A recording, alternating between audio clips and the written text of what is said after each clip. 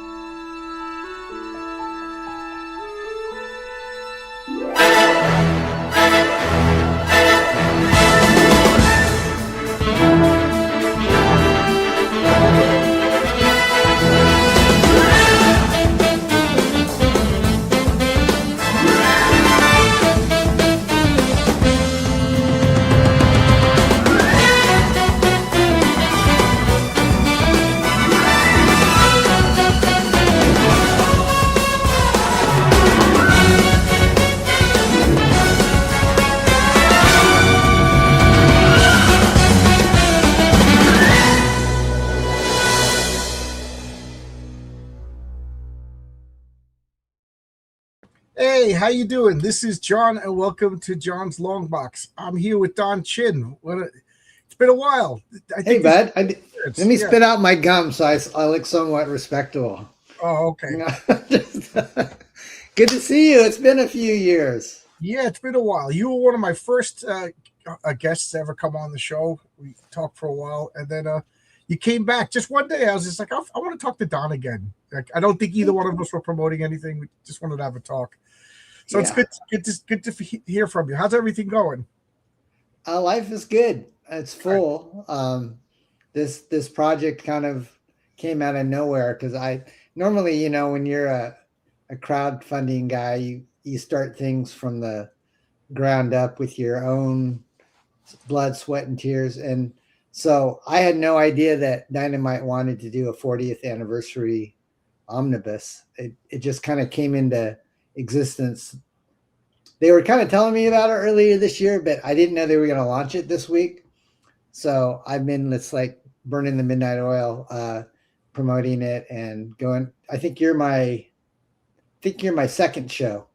Yeah, you are Michael Bancroft. I love Michael. Yeah, I was on Mike's show last Friday, and then you're my Sunday guy, and then I'm on a show. I can't remember the name of it tomorrow.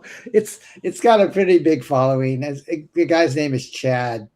Okay.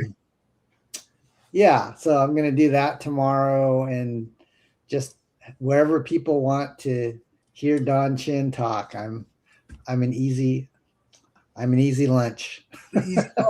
Since you brought it up, we might as well go right into it. But you're the guy who is responsible for the adolescent radioactive. I wish I was the guy responsible for Teenage Mutant Ninja Turtles. I told you this story, but my comic book guy. Why isn't this working? My comic book guy. Okay. Oh, there. I'm hitting the wrong buttons. Old man. I can't talk and hit buttons at the same time. That's all right. But my comic book guy. He said, "Oh, check this out. This is kind of interesting." And he put the Teenage Mutant Ninja Turtles #1 in my hand. Wow. And I'm holding it. I said, "This is garbage." I said, "Look at this. They're making fun of Frank Miller." Like I was a self-righteous 16-year-old kid. I'm like, I put it down in disgust, and now I call that my $180,000 mistake. Was it? Do you think it was like a first printing? Oh yeah. Larry, the comic book guy, he did his stuff. Are you still friends with him? Yeah. He did the right thing. I was the idiot. Did he keep it and then buy a house? This was at the store. He was selling them at the store. I don't know if he ever bought one for himself. Ah, darn. But at the time, he bought one of every comic book that came out. So I wouldn't be surprised if he had it. Wasn't there only around 3,000? Yeah, something like that. Yeah, he had Dave Sim. He hosted Dave Sim in his comic book store in Dave Sim's first comic book appearance. So Larry was like a sharp guy when that was his thing. He liked all the obscure comic book guys. And Eastman and Laird at the time of Teenage Mutant Ninja, they were the definitions of obscure. I mean, now they're household names, but What was the name of his shop? The Incredible Pulp in Baldwin, Long Island. Oh, Yeah. that sounds really familiar. Like maybe I used to get the Overstreet Price Guide, and different stores would advertise, in the Overstreet. That sounds like, was he a pretty big shop? Larry always gets so embarrassed, but it was really big. It was so big that he rented out space in the back, like it was almost like a flea market in the back. But then, like during the implosion, the 90s implosion, he moved to a smaller store. And he was always like, other people move to bigger stores. I moved to a smaller store, and then around 2000, he shut the doors. But he was around from like 82 to 2000. And it's a pretty good run. Yeah. I worked at that store. That store is like super, super influential on me as a comic book guy. Like it's funny, if you go to Dave Sims' website, he has pictures from that signing, and you can see like 14-year-old me in the flannel shirt, like standing there getting a Cerberus. 14-year-old kids don't care about Cerberus, but it was just like, hey, free comic book, Yeah. So but that's the way he was. He had a lot of like, he was like the kind of guy that loved comics and wanted to elevate the medium, like to the point where he was a bad businessman. You know what I mean? Like the Nom #1 came in, and everybody else would like he ordered. A lot of people wanted it, so he ordered like 150 copies, and he refused to mark them up, where other stores were selling them for like $10 a piece, like a day after they came into the store.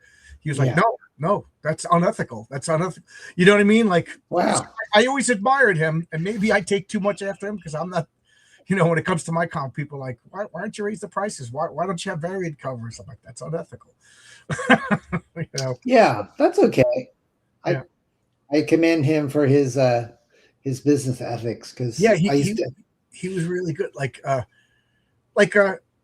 He once a year he would have everything in the store half off, doesn't matter what it is. Wow. And people, that was fun, man. People would like the first one was okay, the second one was bigger, but by the third one, people were like camping out. Wow. They had lounge chairs outside the store, like me and the it's other like Star Wars. Like going to go see Star Wars. Excuse me, we work here. People are like, wait in line. Like, no, they work here. The store ain't gonna open if these guys don't go in. Wow. And Larry literally stood on a stool in the front of the thing and opened the door by the top to let people in and let people out, because we couldn't fit more people in. And it was crazy. I forget what a Hulk 181, and because we were going downstairs and just picking up long boxes out of the storage. And there was like a Hulk 181, and it was marked like $100. When it was like $1,000 at the time, he sold it for $50. He goes, we can't, what are we gonna, you know what I mean? That guy, oh man. Is he still alive? Larry's still alive. Yeah, he's a court officer now. He just had to get stable work. He's a good guy. He lives close to me. Hi, Larry. Yeah. You're a good guy. Yeah, he was a good guy. He sold your comic. He sold me your comic. Yeah. Wow. Yeah. Good taste. Yeah. He's bread and butter. Marvel and DC was his bread and butter, but he was really into the non, like he was like, oh, you got to get indies. Yeah, he made like he wouldn't let me walk out of the store without getting Nexus. Well. Yeah, so Nexus. Did you get the one with the flexi disc record? Yeah, that's the one. That's the one. Yeah.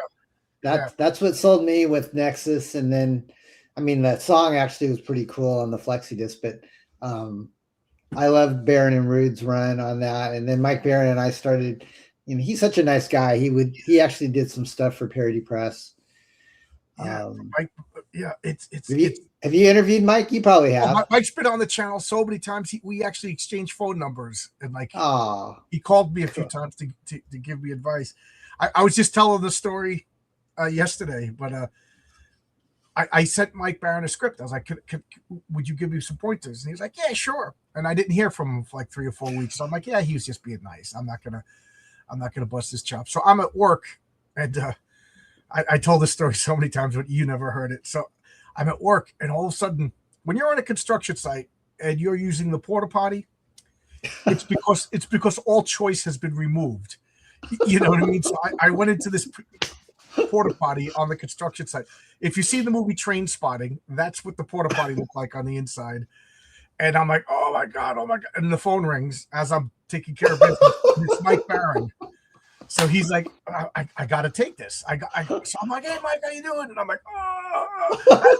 So he's giving me advice on my script and telling me what to do. Oh my god! Thank God it wasn't a FaceTime video. That's all I had to say. I've told everybody that story except Mike Barron. Oh my gosh, that's really funny. He is legitimately. When he came on I forget if he came on before you or after you, but like I was inexperienced the first time I talked to you. I was really nervous and starstruck. But when Mike came on, I was so you were easy. You were fun to talk to. You're a pleasant person to speak to. But I was so intimidated by Mike. I was like, this guy hates me. He's never gonna come on again. Like I feel like taking that video down because it is my worst video of talk. I was so intimidated. Don't feel bad. Yeah, Mike is a hard guy to read. Man, I would not poker against. He doesn't sleep well, and I think that he's got just a certain window of when he's either conversational or working. But I think he said he's had insomnia for a long time. Yeah, that's. I wonder if. Well, isn't that one of Nexus's weaknesses in the early story? Like he couldn't sleep. I think you could be right. It's been a while since I've read the Nexuses, but I got the black and white ones, and then obviously the first comics run and Clone Zone and all. Badger was like one of my favorite.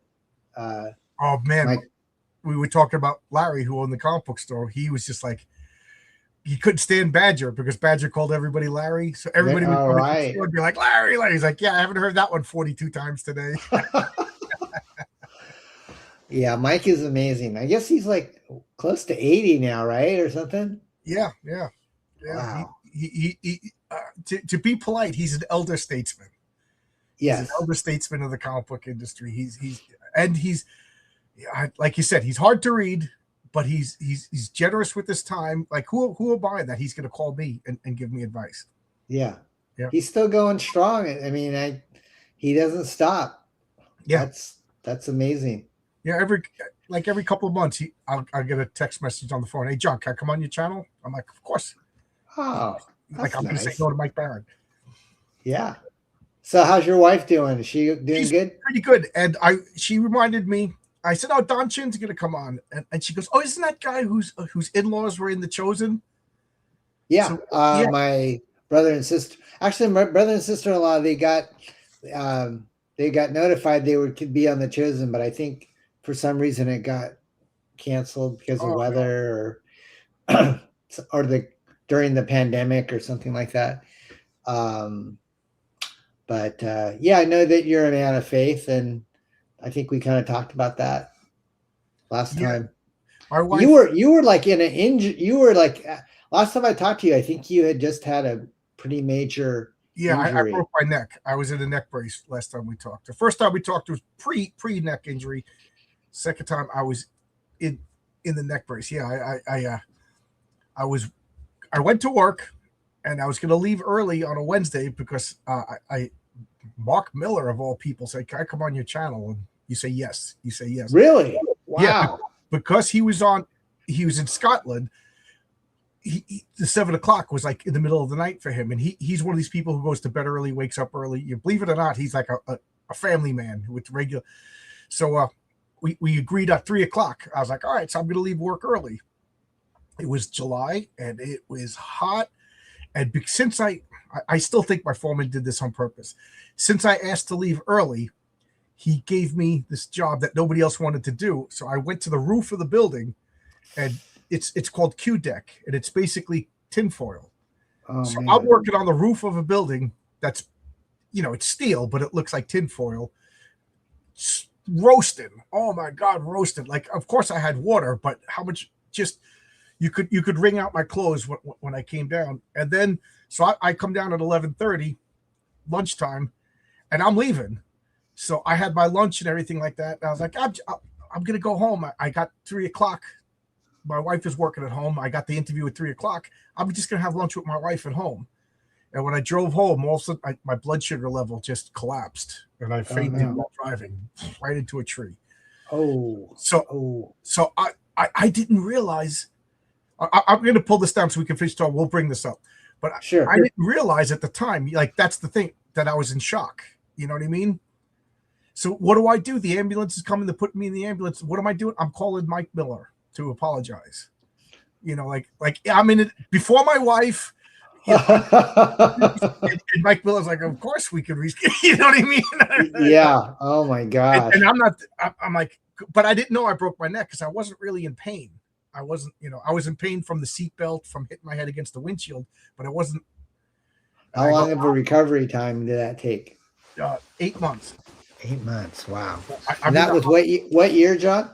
That was 2 years ago. 2 years ago, July. Yeah. Wow. Yeah. So maybe 2 years. I think the 19th. Yeah. So almost exactly 2 years ago. Well, I'm glad you look good. Yeah. Here's you got me talking about this now. I'm sorry to take up all your time, but no, this is fun. So I'm in the hospital. So again, I had breakfast. I skipped lunch, and I think that was the problem after working in direct sunlight on the roof of freaking, like those, remember those things from the 70s? Oh yeah. Just shine to get a suntan on your face.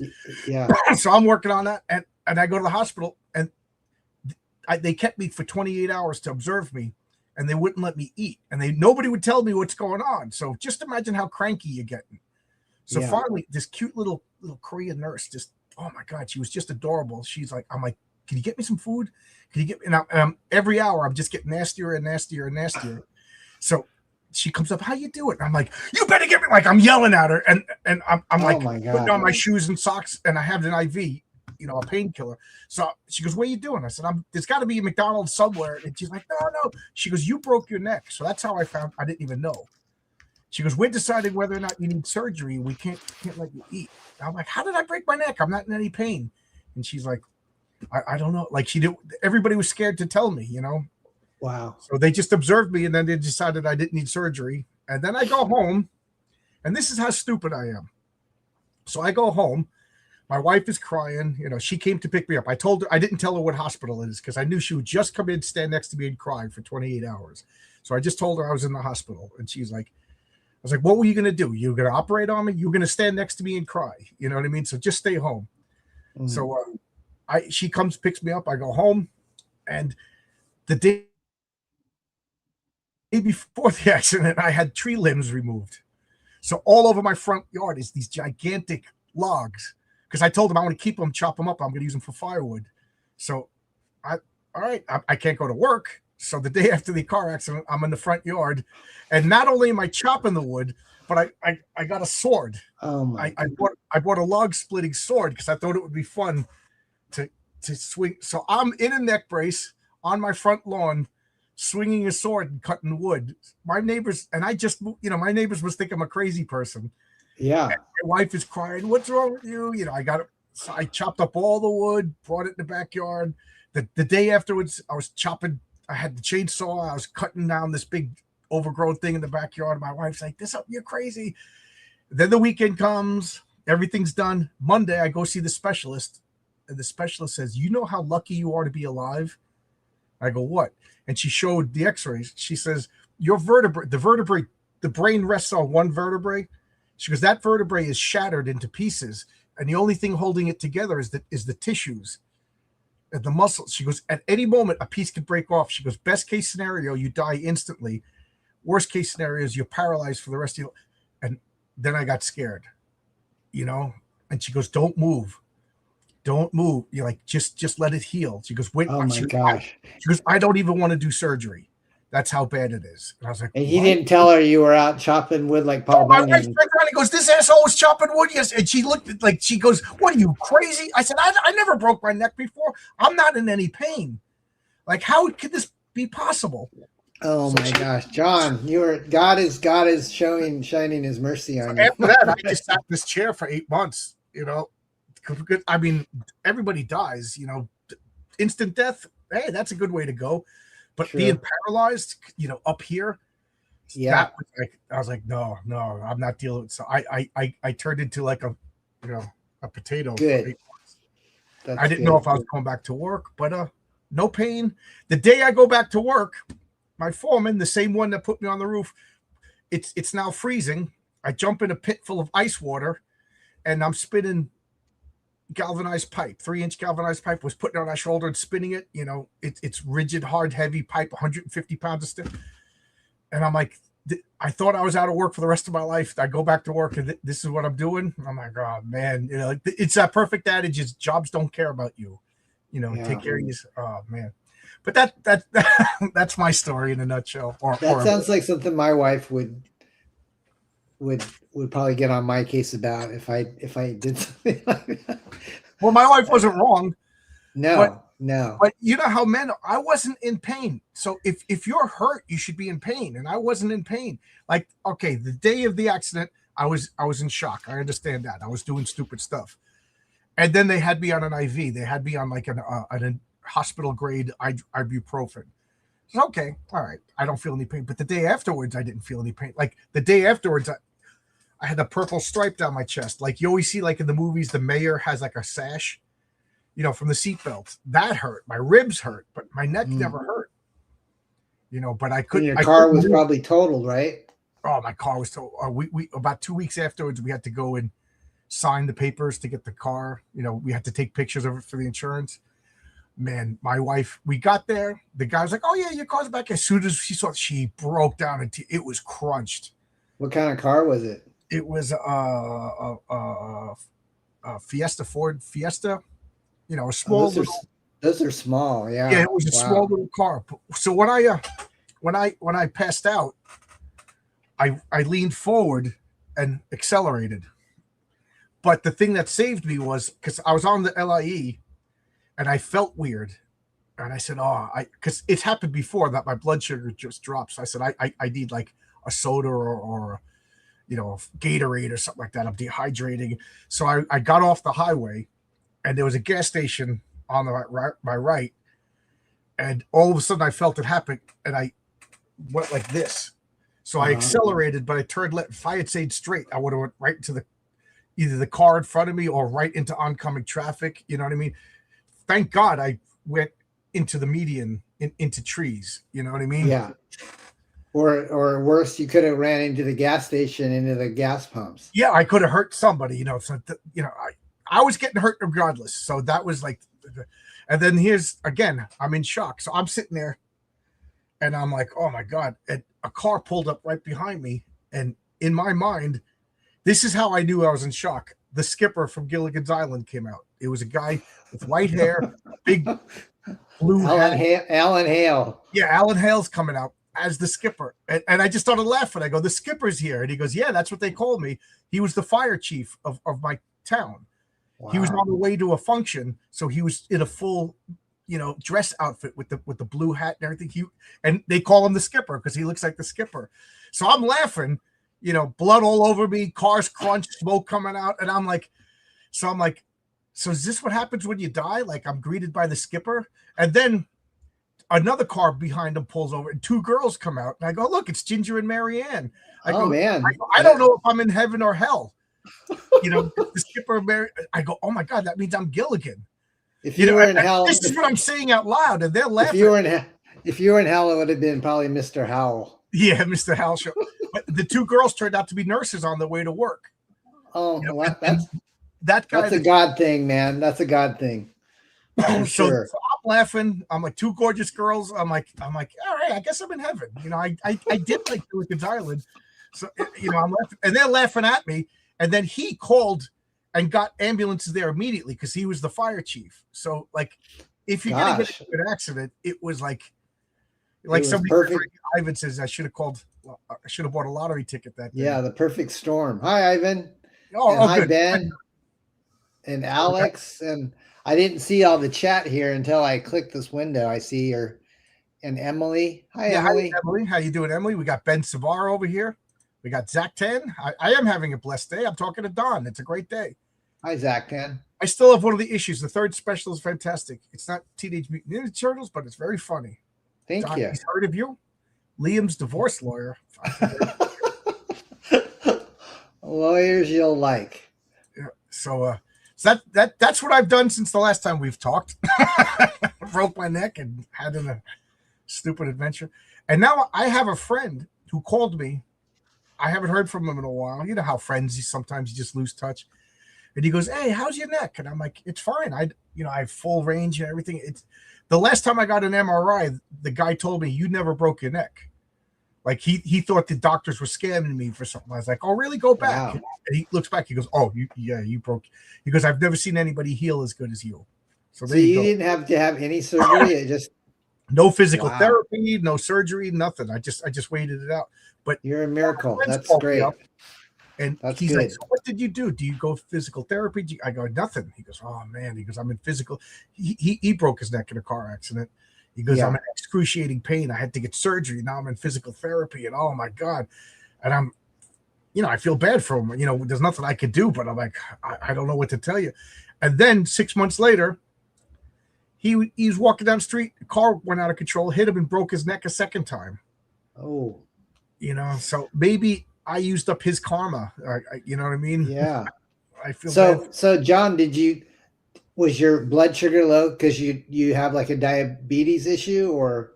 My wife says it's because because it happened 3 times in my life, and all 3 times it was at work on a construction site in July. So I probably think heat. it's just a heat thing, and I tend not to eat at work. So my wife, like in the morning, she goes, "Here's your lunch." She goes, "I don't want to see any of this." And when I come home, she opens up and checks to make sure that I ate it. Like she packs like this is a Gatorade. Like if the temperature gets above 85 degrees, I got a Gatorade. I got water. Like she freezes a water bottle, you know. But Wow, what a good wife. I'll get. Sometimes it just gets so hot and sweaty, and then it's lunchtime, and as I sit down, I just close my eyes, and then I forget to eat lunch. Just pass out. Wow. So I think that one time I passed out at work. I woke up, they were carrying me. The foreman put me in a car and just drove me home. Another time I was like standing on a lift, and I was just like holding on to the lift, like trying to climb up it like a ladder. And they were like, "What happened?" I was like, I don't know. And they just said, "Sit down." And like, they just had me sit down for the rest of the day. So I happened to. You need to remember to drink your Ovaltine, John. Yeah, drink my Ovaltine. Drink your Ovaltine. Yeah, I just got to keep the electrolytes going. A few times I felt like it was happening, and then like I ate something or drank something, and I can't. So since I've seen you last, I know you did Heroic Tales 1. Is this your second? This is my third. This is my third. So I'll do a little commercial for myself, and then we'll talk all about your stuff. So yeah, share. Why? Damn it! I'm glad you know what you're doing because I haven't done StreamYard in so long. I forget. Well, it's very like when you're on the spot, it's hard to think about what. Oh, that looks good. So this is my third issue. So I don't know if you've been following what's going on in crowdfunding, but like there's a lot of people that are taking forever to fulfill. And the argument is it takes forever. It takes the time. So I said, how fast can I make a comic book? So I was talking to Renzo, my artist, and I said, do you think we could have a comic done by Christmas if we start right now? Like I just wrote a script. Do you think we could get it done right now? He goes, yeah. So we did it, and now it's done already. Like this is going to be done soon. So this was my idea was to have this shipped in late November, early Christmas. So I said, let's make a Christmas special. But I'm just working on the lettering. We're gonna have the lettering done by the end of this week, and then it's just print. So Renzo Rodriguez, right? Renzo Rodriguez. So this is he's really. Yeah. So this he's really good. I like Renzo. Wow. So that looks very professional. So this is by this is the backup story. This is Christmas magic. This is my character, the patriarch, teaches us Christmas magic that he learned from St. Nicholas himself. He's personal friends with St. Nicholas. So this is a short story, and this is a newcomer, Andre Esparza. I think he's good. Yeah, very nice. He's so good. Colored by Oscar Carreno. And then this is the cover to Blue Christmas, King Fu, the world's greatest martial artist and Elvis impersonator. And he goes. That's really good. King Fu. Yep, King Fu, and he has to go into Laos to rescue a missing soldier who's been missing since 1961. And It actually looks a lot like I was a big Master Kung Fu fan, and it has a lot of Shang-Chi, right, Shang-Chi, there's homages to all of, obviously Elvis, obviously like he's got Iron Fist's colors, and like then the Paul Galassi run that he's yeah, kind of more lean, and Mike Zeck did a good job too, but I always like Paul I love that Galassi's. Paul Galassi. Yeah, Renzo specifically referenced, some, so we got some Bruce Lee and some. That looks really good, man. It's full color and like Yeah, yeah. So here's some of the internal pages. This is Andres' is artwork. This, wow. yeah, I love this. This is Where Oscar. did you find him? My colorist Oscar Carreno. If you're watching now, Oscar, you're the best. I discovered Renzo from RJ from the Fourth Age. Right, I remember I that. asked Renzo, would you? I asked I asked RJ, would you be upset because I really love his artwork? He said, no, yeah, I don't own him, but I just wanted to do the right thing. Me and Renzo kind of hit it off, and then he recommended Oscar, the colorist. He goes, "This is one of my friends. We work together."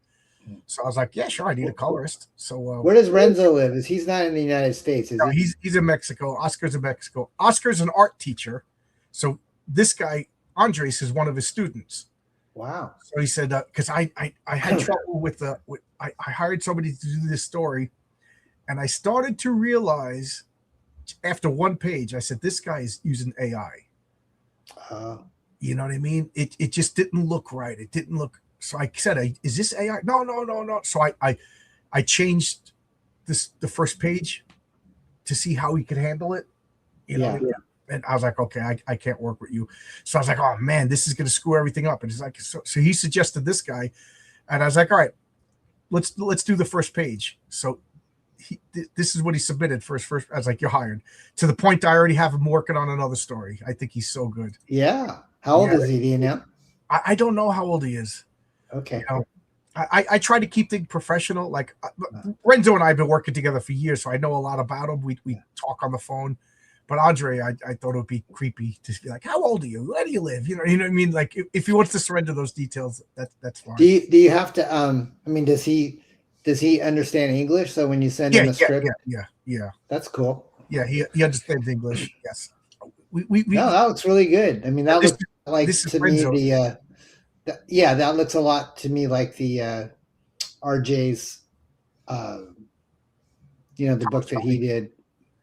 Yeah, look how good Thomas Valiant. This is just so good. So this is a 16-page story. King Fu was a Marine in the 90s. so it's so funny. It's so funny, John, that you're showing me this because I'm a big vinyl collector, and I buy vinyl, big bulk lots, and I clean them up. And I just came across a couple Elvis albums that I just this last, like over the last 24 hours, I cleaned off pretty nice condition Elvis, and it's just like funny coincidence that you're showing me this. The name of the story is Blue Christmas, and he talks in Elvis is like, thank you very much, taking care of it. He tries to, and I wrote a story. Yeah, it's not drawn yet, but in one of the stories, King Fu just turns, he goes, yeah, if the levee breaks, we got no place to stay. And one of the guys goes, that's not Elvis. He goes, yeah, it's Led Zeppelin. And he goes, you like Led Zeppelin? And King Fu goes, everybody likes Led Zeppelin. I might have to write one of these King Fus. Oh, sure. This seems up my alley. Are you kidding me? That Don Chin says he wants to write one of my characters. The answer is yes. I mean, you got the martial arts and you've got music, so you hooked me on 2 levels already. More, right? No, I'm serious. I would love to get into the game, but I know that I don't have the time to do everything from scratch, so it would be really beneficial to me to have a publisher. We will talk at your convenience if you want to do, because King Fu, people, I threw him a cameo of him in issue 1 of Heroic Tales. Yeah. No, issue 2 of Heroic Tales. I put a cameo of him, and everybody said, "Who's that guy? Who's that guy?" It's already churning in my mind, John. I'm already thinking of a canine sidekick, his hound dog. There you go. So. Okay, I you just gave me an idea, so we'll talk.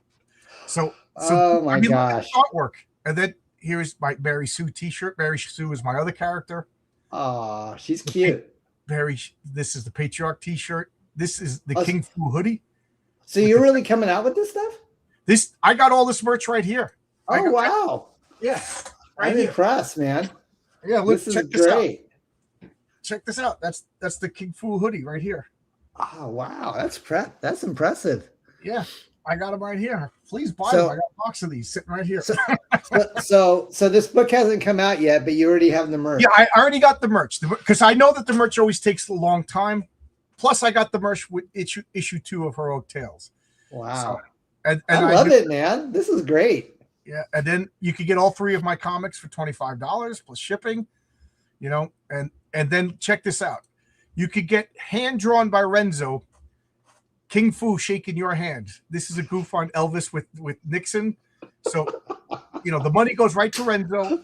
I just keep a percentage for shipping. I'm not making it. Me personally, I'm not making any money off of this. This is all for Renzo. And he never gave a limit. So if you want this and you buy this tonight, Renzo will start drawing it tomorrow. And, you know, however many people order this, he'll ship them by courier to me. And I will put this with your comic book. I'll get a big Gemini mailer so it'll be flat. You will have an original hand-drawn by Renzo on 11 by 17 piece of paper. Now, if you want it to be your character, whatever reference material you show us, we will put it there. So if you make a comic book, you want one of the radioactive black belt hamsters or the enchanter in there, or, you know, Don Chin, that's what he will draw, you know. You mean so he's actually taking the time to not just draw what you want, but he's also doing an original King Fu. Yeah, so he's going to draw that image of King Fu, you know, and then whatever you want there. Yeah. Is he Asian? He looks a little Asian, but I'm not. King Fu is Korean. His real name is Korean. So he's Korean. Okay, nice. Yeah. So my brother-in-law is Korean, the one that was going to be in The Chosen, and I'm going. I don't know if there was any Korean people when Jesus was feeding the 5,000, but well, there was one episode where Mary, Lazarus's sister, went to go buy the oil that washed Jesus's feet, and she bought it from a Chinese woman. Right. Out of the episode for a second. I'm like, yeah, the oil merchant in 2008, you know, or 0 AD, it was a Chinese woman in Israel. She had a good deal on Tiger Balm as well. yeah. She also got an egg roll, so you got a little fortune cookie to go with this got fish. a fortune cookie, yeah. I was gonna make a dirty joke, but it's about a show about Jesus, so I'll leave it out. Oh my gosh! But yeah, so thank you for asking me. I'm sure people are gonna watch this because of you. But yeah, I'm having fun. So I made 2 comics. That's the third. Patriarch #1 is my next issue. We were halfway done with that when I panicked and I said, Renzo, let's switch to the King Fu thing because we're not gonna have enough time. Turns out we had plenty of time. So now he's going back to finish Patriarch. Heroic Tales 3 is already halfway done. Luke Stone, who does Fun Life Comic, he drew half of it. He drew the Sleeper Agent, and that guy could do a page a day. Yeah, you know, I love Luke. Yeah, Luke is such a guy, man. good guy. I knew he was quick, but I didn't know he was going to be that quick. So I'm already sitting on a complete story. So let me ask you this, John, since I've been kind of out of the crowdfunding loop. I know you said there's a lot of controversy because a lot of people I'm embarrassed that I got involved with it for so long, and I get into things, I get way into things, and then sometimes like a breaking point comes and I'm like, I don't.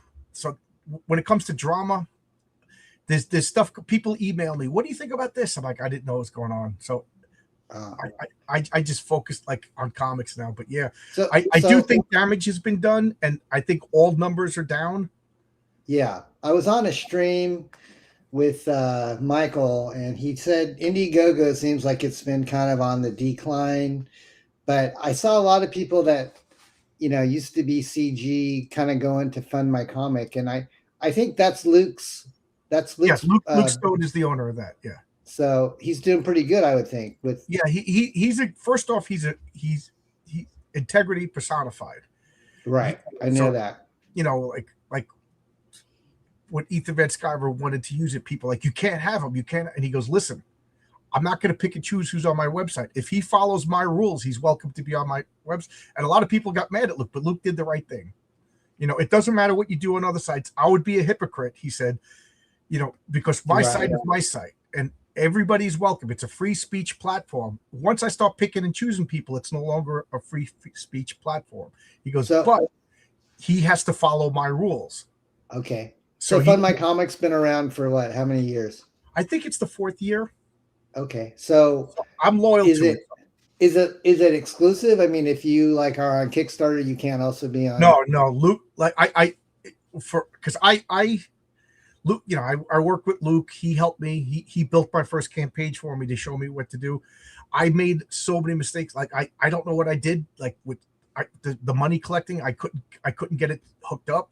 So the money was going to go to limbo, and I was freaking out. And Luke fixed everything. So me personally, I always launch on Fund My Comic, but so I give him like a 2-month grace period. But you could launch simultaneously on any other platform. He doesn't care. He's above everything else. He's a businessman. He knows this is a business transaction. You like he's smart enough to, if I don't make enough money, I'm not going to come back to Fund My Comic for my next campaign. You know what I mean? Because I'm not going to be around. So he's like, go to Kickstarter, go to Indiegogo, do whatever you want. Like, why not? So is the Christmas special only on Fund My Comic, or right now it's on Fund My Comic, and I would like to do a Christmas in July on Kickstarter. Okay. So I launched on in May. I gave him 2 months exclusive, and then I'm going to launch on Kickstarter in July. Christmas in July, Kickstarter. And so then with Kickstarter, you can kind of already tell people you've got this book pretty much, right, 80% done or whatever. Done. And then that's going to be 2 months, but that's going to end. The Fund My Comics is going to be turned into a store. And then what I'm hoping is in like October, that people, like once they see that people actually got their comics and it is Christmas, maybe I'll get a third wave or something. Maybe I'll do a second chance on My Comic. So on your second book that you did, John, were you strictly Fund My Comic, or did you do the same? My very first comic, I think I made a tactical error, but I did the best. So I launched on Fund My Comic and I did really well. Oh my God, I was so pleased. And then 2 months later, I launched on Kickstarter and I did okay. I did pretty good. And then 2 months later, I did Indiegogo and I bombed on Indiegogo, got 10 sales on Indiegogo. But Fund My Comic, I had a Pat Broderick exclusive to Fund My Comic cover. And you did? And then on Kickstarter, I had a Michael T. Gilbert exclusive cover only on Kickstarter. And then on Indiegogo, I had a Mike Gustovich only exclusive on. So people saying, dude, I wanted all 3 covers, but I wasn't paying $30 in shipping. Right. I see. And I was like, you learn as you go, man. I mean, trying to flip myself over. So my second campaign, I put all the covers on Fund My Comic. You know what I mean? So you could still get the issue 1 Michael T. Gilbert cover, the issue 1 Mike Gustovich cover. I still got them. I got them in boxes, bagged and boarded, mint condition right here. So if you want them, you got them. But so I'm not did that exclusive. Did Gilbert kind of do it like a Mr. Monster type of vibe? He was with the I think he was with Eclipse around the same time. Yeah. And I was always a big fan of Broderick from the time I saw him on Micronauts and Firestorm. Yeah, I discovered him on Captain Marvel. That in like. Of course. How could I forget that?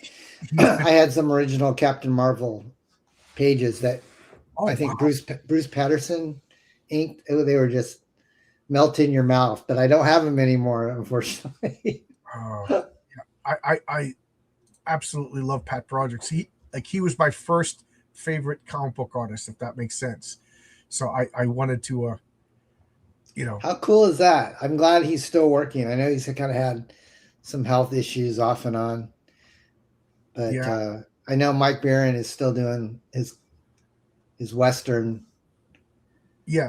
Series. Why can't I think of the name of it? The Lone Star, something? No, not Lone Star. Bronze Star. Bronze Star. Yeah. Yeah. Where am I? I'm trying to find that Michael T. Gilbert cover. My wife loves it. Oh, this is. I have a storefront being built. It's not there yet. I'll find it Okay. during your That's question. okay. But it's so good. Why don't I just reach over here and get a physical copy? Because Okay. right behind me on my spinner rack. Instead of wasting everybody's time. But yeah, I know you're a fan of Michael T. Gilbert, but you know. Can you make it big? Yeah, sure. Make yourself bigger, and I'll be. Oh, nice. Yeah, Mark Miller ordered this because he's a fan of Michael T. Gilbert. But That's great. I love the whole DC 10-cent. Yeah, that's what he wanted to do because he knew I was homaging old Bronze Age comics. So he did. So there's like a Superboy comic, and like he asked me every step of the way. He was so professional. He was so good. And I have a rule that I want the cover art to be representative of the interior art, but I didn't tell Michael Gilbert he couldn't do this. You know what I mean? So there's not a big picnic, but they're all robot ants. You know what I mean? So kind of, but this scene doesn't happen in the comic. This is the one time I broke. That's my okay. rule. But So did he color it? I mean, he designed all the logos and stuff. Yeah, he redrew the logos because this, it's a different. He colored it all. He sent me a complete, and then he sent me the original artwork. That's nice. Hanging up. So can I see the Broderick one too? Oh yeah. So I'll show you. Yeah, all of them. I'm showing your stuff on your show. No, thank you. Your fans like, why is Don? Don't worry, we'll talk about your stuff. Yeah, that's okay. It's just been a while since we've talked. Man! When I talked to Mike Barron, he put me in contact with Pat Broderick. Oh yeah. And he sent me the original artwork. Also, he was super professional, and there was like a 3-week period where I didn't hear from him. So I was like, "Hey, is everything all right, man?" He's like, "Oh, I'm in the hospital." I'm like, "Oh God," busted the guy's chops, and he's in the hospital. But he was so cool, It was like hanging out with what's his name? Did you call him on? Do you have his phone number? You were talking to him? No, we were talking by email. Okay. But I met him, and this is the Mike Gustovich cover. Gustovich. Oh man, that's really good too. Yeah, that's really good. But I had a lot of what was that fanzine he did even before he made it big? He was kind of almost magazine sized. You thinking of the Justice Machine? Yeah, there you go. Justice Machine. Yeah. I had those, and then it went to Kamiko as a comic book. I was a big fan of Mike. And then when I heard RJ might have him do the Putty Man story, I got really excited. But that was a couple of years ago. Yeah. A little inside baseball is I called Don and asked him to do like a little humorous strip because I'm like, I tried to write funny things and it wasn't funny. And there's nothing worse than bad humor. Like I'm not like bad humor, like poop humor. That's funny to me. I'm a child. But what I mean is when you're trying to be funny and it doesn't work out. So I said, I got to get somebody who's funny. And I'm like, oh my God, I just talked to Don Chin. So I asked Don to do something for me. And then I forgot that I asked him to do it. And I went and did it myself. Now, it turned out to be pretty good. But I would love to do something with you. If you want to write. Okay. And if you want to do that because if anybody who backed my book in issue 2, I did argue where it's kind of goofing on RJ myself. And I think it's pretty good. I'm pretty proud of it. My wife was okay. And she's like, tell me you're going to do that in issue 3. And I already have a spin. I already have the gag of what it's going to be. I'll tell you about it if you want to write some. Yeah. I would love to work with you. But I am so excited you like King Fu enough that you want to write. We'll talk. What's not to like a Korean Elvis impersonator that knows martial arts? Yeah, and he has a dojo. Like this is join his dojo, the Memphis King Fighting Society. It's signed by King Fu. Every one of them is signed by King Fu. That's so funny. Yeah, I love that character. I know we talked about, and thank you, Jared Kane. I got that Pat Broderick cover. wrapped up and waiting for you when you back. Yeah, you could get that on my current. You could go to the King Fu Christmas special over on Follow My Comic, and it says a random pull. Just email me, message me, and I'll make sure you get the Pat Broderick cover. I'm already conjuring backers, and I'm going to lose track. So if you just I'm already conjuring ideas of this Elvis Kung Fu thing. Arkham over here, he's one of my artists. Good guy. Yeah, how could you not love King? I don't know. I just love King Fu. So King Fu is going to be in issue 3. Mary Sue is Chinese American, and she's I'm goofing on like, the Chinese grandmothers push the. Are you a doctor yet? So that's okay. So she's got blonde hair though. She looks completely. No, that's just a girl. That's just like the T-shirt. Like that's what you. Okay. This is Mary Sue. I was going. Mary Sue's all blonde and blue-eyed. She doesn't look too Chinese, but yeah, this King Fu thing has my creative juices flowing. Share, and so this is Mary Sue. Oh, I got a fox in my backyard. He's like, oh, cool, broad daylight. Oh, there she goes. Okay, that's the real Mary Sue. So I was making the purpose of her is I got annoyed at the way the movies treated the Scarlet Witch. Like the way Stan Lee and Jack Kirby created the Scarlet Witch is she could alter probabilities. She doesn't just warp reality. Like it has to be possible for it to happen. It's a long shot, but it's possible.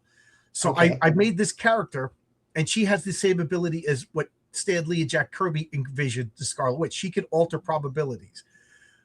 So I was like, everybody's going to say she's a Mary Sue. So I beat them at the punch, and I named her Mary Sue. So it's S-U, a Chinese name. Her grandparents left Mao Zedong. They were Roman Catholics, and they fled the persecution of Mao Zedong. And they came to Flushing, New York with nothing.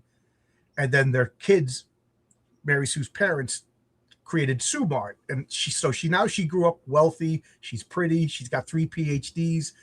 She's 22 years old, and she's the perfect girl in the eyes of her grandmother. So she's a goody-goody. She doesn't drink. She's still a virgin. When she goes to school, she's teased, and then she joins the St. Thomas Society. That's the symbol on her chest is, it's the stigmata because in my mind, St. Thomas is this patron saint of scientists. He needed proof for good or for bad. So that's the shirt that's her good luck shirt because she was a scientist, a Roman Catholic scientist.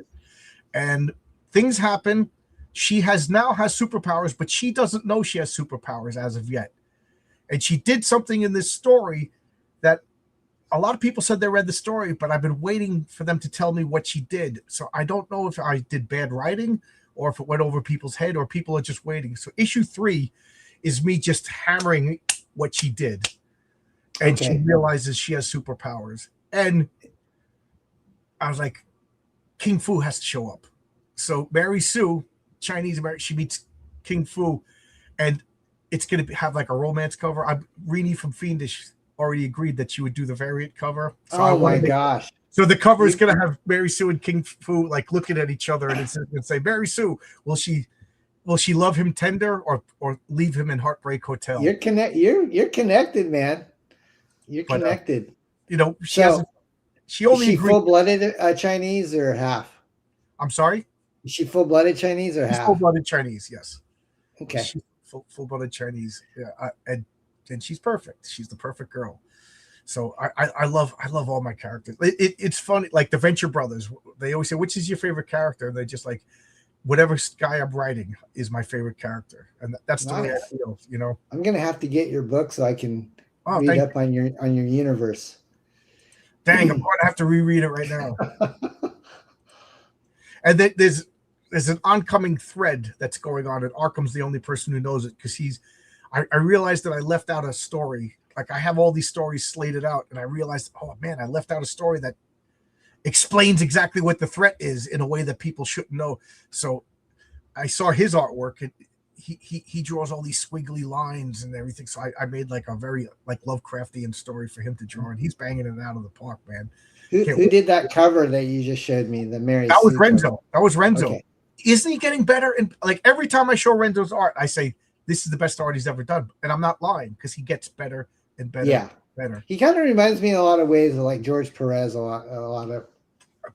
I said, like, I tell Renzo when he gets so embarrassed, I go, Renzo Rodriguez, your style is the child of John Byrne and George Perez. You know, and George Perez and George Byrne are the two greatest superhero comic book artists of all time. I totally. And the guy who chemically merged their styles is a guy working with me. So I consider myself incredibly lucky. You know. Yeah. Is he doing? What other things is he doing besides your books? Do you know? So he's finished. I think he finished up his part of the new Thomas Valiant story for RJ, but RJ went through some difficulties, and his book is late, and you know people get mad at him, and he has, you know, he can't argue with them. But his book is on the last 2 pages. So it will be shipping real soon. So then he's going to start working on not start working, because the other book is already done. But he doesn't. Yeah. I own that one. I know. He doesn't want to do another campaign until the other one's shipped. So he's chomping at the bit to do the next campaign. And then Renzo also is working with Aaron Sparrow. He does a book called Kneel Before Doomface. You know, and Aaron Sparrow could write funny stuff. He was one of the writers on Darkwing Duck. You know, so I tried, like I said, that's why I reached out to you.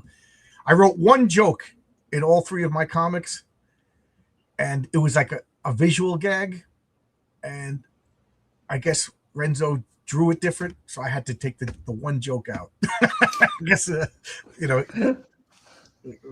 I'm of the mindset of like the airplane movie humor. So the first issue of the Hamsters is just, I just threw everything out and just hope something stick, because every panel has a gag in it. So it's like, you might not get it. It might not be funny, but I guarantee you will crack a smile. But that's not at least true. Once. When I reread your comic to prepare for you to come on, I remember there was like one whole page with no gags and no dialogue or nothing. And I thought that was really cool. It gave me time to not a cleanse it palette, because that implies that was something bad, but it gave like the story time to develop or something like. And I remember saying in my interview, not my interview, my review of your comic, I said a lesser writer would have just jam-packed more jokes on this page, but this was a writer who was confident in his ability and confident in his artwork. Thank you. I can't remember what sequence that was, but yeah, I remember. And then I went on to talk about how if anything that looked like those rodents came into my house, I would hit them with the broom until they left. Parsanovich. I couldn't think of the artist's name. Yeah, Parsanovich. Rest in peace, Parsanovich. Yeah. He's such a underrated artist. He is. I agree. You know, I remember, this is mean, but I was a kid. I kind of blew him off as like a Frank Miller clone, but he's not. You know, he was the only thing he really did that was Miller-esque was the way that we designed the covers after Ronin. But his artwork to me felt more like Mobius. He and Robert Crumb. He had a lot of that fine cross hatching, and so just kind of an odd, like, what if Heavy Metal and Mad Magazine merged together? That's kind of what we were doing.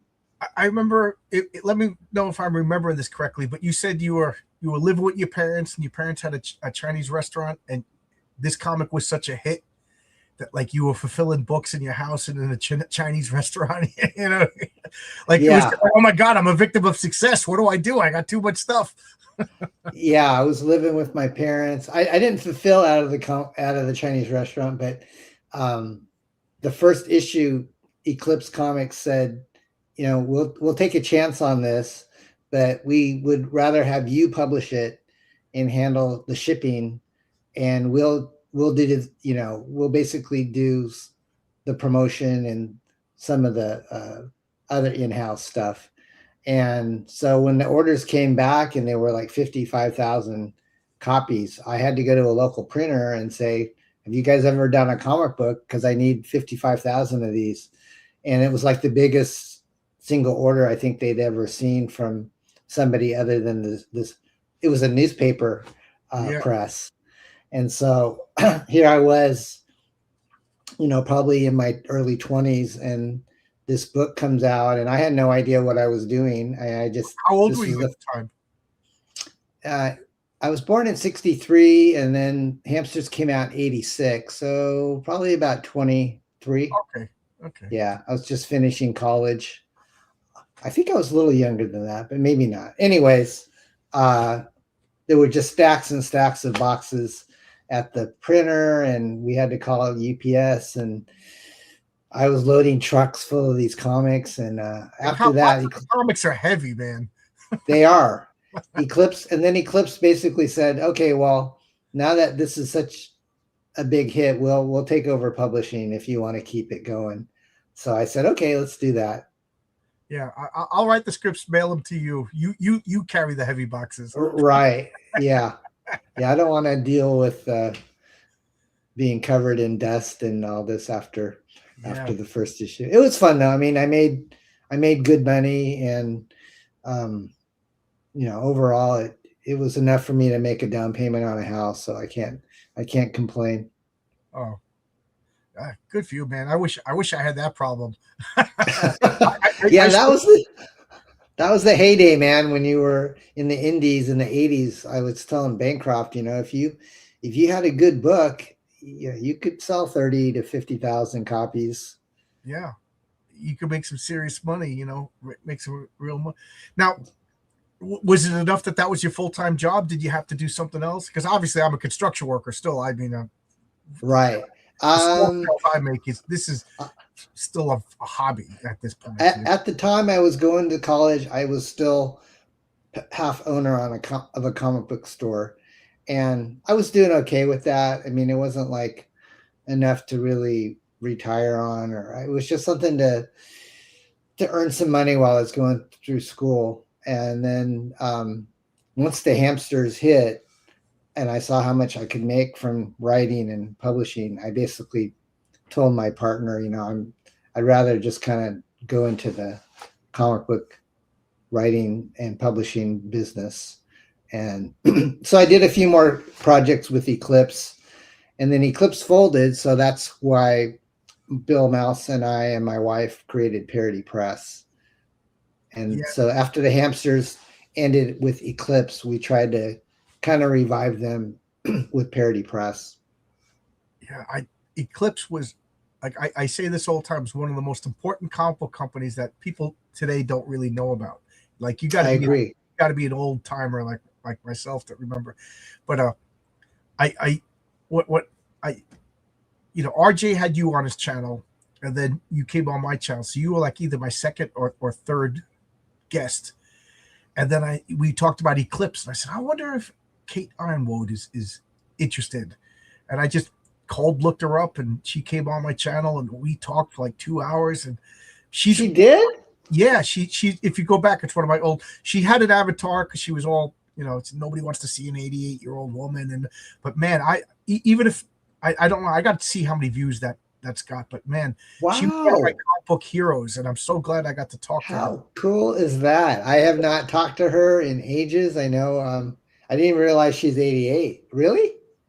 She's in her 80s. She said 80s. Maybe I'm misremembering, but she's in her 80s, and she was very self-conscious about, like, she didn't want her camera on or anything like that. And I was like, I won't turn your camera on. I'm not that kind of a jerk. And I was just smiling. Like, she's one of the most important people in comic books that people don't know about, if you ask me. Right. Yeah. That's like true. her and her then husband at the time, Mulaney, whose first name, was it Dean? Wait, he didn't die, did he? No, I said her first husband at the time, Dean. Oh, okay. Yeah, he didn't die. But they created like the creator-owned format. Chuck Dixon says that the contract that they created became like the premier creator-owned contract going forward. Yeah. And Eclipse, everything that's one of the companies I go out of my way to collect. Like you would talk about collecting vinyl. I've been buying a lot of vinyl too, and like there's record companies like Discord, the old punk rec. I get everything by Discord, Sub Pop, Amphetamine Reptile. Like there's record labels that I get every banned by, just like I used to get everything by Marvel. I'm one of those crazy people. Are you a punk? What kind of music do you like? Oh, I've been listening. It's so I go through cycles. I'm sure you do cycles too, but like I grew up listening to classic rock with my older brothers. Okay. Led Zeppelin, Doors, Beatles, Led Zeppelin, Who. It's like the standard Long Island package. Here you go. Here's classic rock. Good to see you. Come back. And then in high school, I kind of rebelled for my families, and I nobody else listened to punk, so punk was my thing.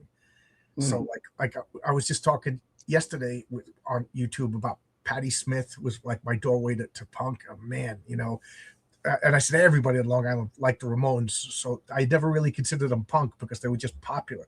But like the Sex Pistols, Damned, and then later on the Bad Brains and Minor Threat, just nice.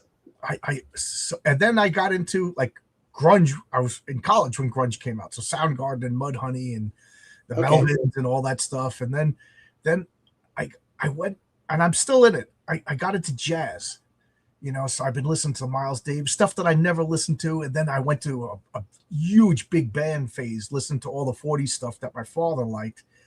And now, believe it or not, at work, I got 2 playlists: Bad Brains, playing old Bad Brains, speed punk, and then Mel Torme and all of the classic, what do they call them? The American crooners. The crooners. Oh, okay. Nice. You're a music guy. I gotta ask Mike Barron this. Oh, Mike Barron already yelled at me. So, out of all the old crooners, who's your favorite?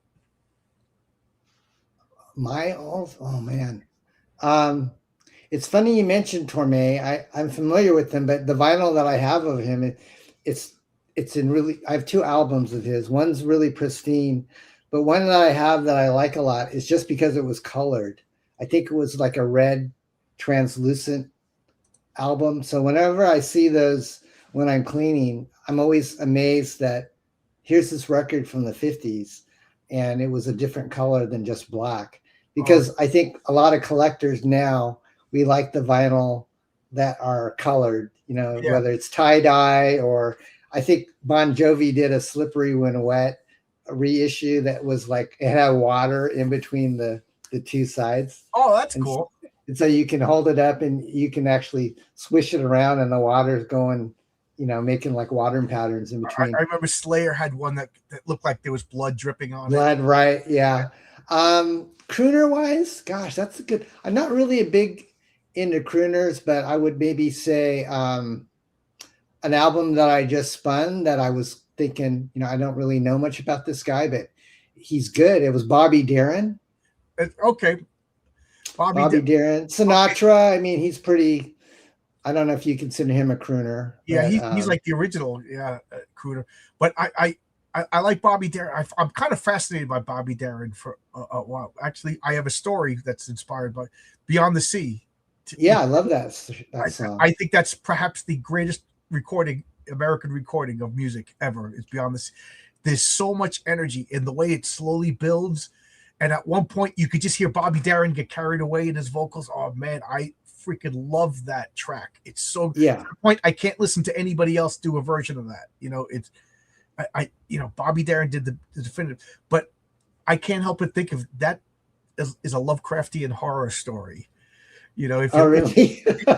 if you're a twisted imagination of freak like I am, listen to that story and thinking about Deep Ones and a sailing ship guy. Just okay. So I got a story in the works based on Bobby Darin, Somewhere Beyond the Sea. You Al Stewart did one, I think, called Deep Water. That's pretty creepy. If you ever get a chance to listen to that on YouTube, I'll check that out. Yeah, it's about a guy that looks like, I think he's on a submarine and everybody else is dead. So it's pretty eerie. Well, Mel Torme has an album. I forget the exact title, but every song is about the moon. Oh, really? Yeah. Okay. So, and it has a woman like this beautiful 60s. I say this a lot lately, but like the high fashion of the 60s was the high point of women's beauty in my mind. Right. I have a lot of Exotica albums that you look at these, for the most part, I don't really think I don't really listen to the music, but the covers, there's just like George Shearing has these beautiful models, and Julie London was another one that I came across, and I went, man, this woman is stunning, and she sings really well. And then I found out, oh, she used to be on Emergency. We used to watch Emergency. Remember that show with Randy Mantooth? And yeah, but this Mel Torme album, the couple of songs are like they're happy and it's imaginative, but like, oh man, this you twist this a little bit. This could be a horror. This could be a horror. Yeah, I like that, man. You got to keep that. But I was saying I don't like Frank Sinatra's voice. Out of all the crooners, to me, he's the worst by far. Okay. Like he sounds like everybody's uncle, but he is charismatic. Right. And I don't blame you. Yeah, there's something about him. He's charismatic, he's charming, he's larger than life. But like his voice, like if you didn't know anything about any of these people and you just played Bobby Darin or Mel Torme or Dean Martin or my favorite is Tony Bennett. Tony is like, there you go. I forgot about Tony. He's up there. Yeah. My proof is Tony Bennett did a tribute to Frank Sinatra, and there's no point to listening to those Sinatra versions ever again. He did the Nelson Riddle Orchestra, Frank Sinatra's band, and then Tony Bennett's superior voice. I'm like, sorry, Frank. But Mike Barron said that. He goes, John, you're wrong. Frank Sinatra is the greatest American pop singer. Yeah, Mike is a big music. Yeah, I'm not going to. We talk punk and jazz, He posts pictures of, he still goes to live performances. I don't know Bad Brains. I know the Ramones, and I used to like the Clash. And was I ever into really hardcore punk?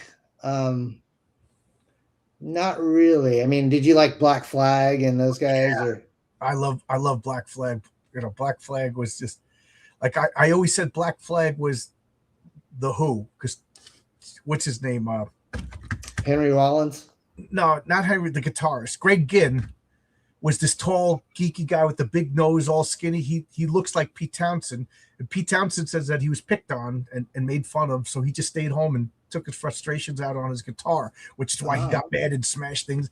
And Greg Ginn is the American punk rock version. So I'm like, if you like the Who, like spiritually, Black Flag is the successor of early Who. Later Who is a different band in my opinion. But okay. I really like, and then just at the height of everybody getting fast and crazy, Black Flag just slows down. Like I remember I bought that album, Loose Nut, and it's like 8-minute grinding slow. I'm like, what the hell? And I was like furious. And then maybe a year or two later, I put it on again. I get it now. Okay. And that made me fall in love with Black Sabbath. I never liked Black Sabbath because they were too slow for me, because I wanted Bad Brains. I wanted fast. And then I was like, oh, Black Sabbath, slow. What is your wife like? She likes like hair metal. She's into. Oh, really? Yeah, that's awesome. Like I like some hair metal. But am I too glary here? Because right now it's like 5:00 in the afternoon and the sun's coming into my office. If you draw my curtain, if this bottom part is too. Maybe if we keep talking, maybe soon. Hey, let me just put this curtain down in it. So what it sounds like you're into all types of music. Yeah, I liked. I grew up in the '80s, so New Wave, the Police. Police are a phenomenal band. Nobody sounded like them. Like they really every once in a while, like me and my wife will just sit down here. Like you can't see it, but I got my stereo system over there with all my CDs and turntables and 45s and stuff. And every once in a while, I'll just like, hey, listen to this. And I remember, I forget what album it was, but it was the Talking Heads. And my wife's like, yeah, I know the Talking Heads. So I was like, I'm gonna play Talking Head songs that you probably never heard. And it was like I heard it for the first time. I was like, what a funky band they were, like they really. What's his name? He's a genius. David Byrne. Yeah, David Byrne. And I remember one of my friends. She was like, why is he playing all this African music? That's not his music. I said, yeah, but he's turning a whole American audience into this kind of music. Like same with Paul Simon, another American. Simon. Yeah, I was like, I never heard of this type of music. Through Paul Simon and Dave Byrne, like I got a playlist of Ethiopian jazz. You know, how pretentious did that just sound? I mean, as I said, I realized I sounded so pretentious. But I'm just saying, these guys introduced me to a whole continent of different music. It's amazing the rabbit hole you can get once you find an artist you like, and then you look at the album and you're going, there's all these other musicians that back them up, and then, you know, before too long you're liking specific producers and what they did. So it's like my collection. I got rid of my vinyl when CDs and cassettes. Yeah, I did the same stupid thing. And then here I am rebuilding, and now I have, you know, I probably have like 1,000 albums that I want to keep, but my whole downstairs is filled with ones that I'm trying to sell, and just kind of piecemeal the ones I want to keep. Yeah, I forgot. I about 5 or 6 years ago, I went through a Jamaican first generation ska phase. So like, really? Like Desmond Decker and Toots and the Mayall, and you know, I had this little radio. I had this little radio at work, and I'm working by myself in a machine room, sweating on a lift up in the air, you know, bending pipe and coming down and grinding and doing all the stuff. The foreman gave me work to do and left me alone for a month. It was great. Just me by myself, blasting Jamaican ska, you know. And every once in a while, I'd see these Rasta guys stick their head, and then they'd see me and they'd back out. And then like, different Rasta guy would stick his head and then back out.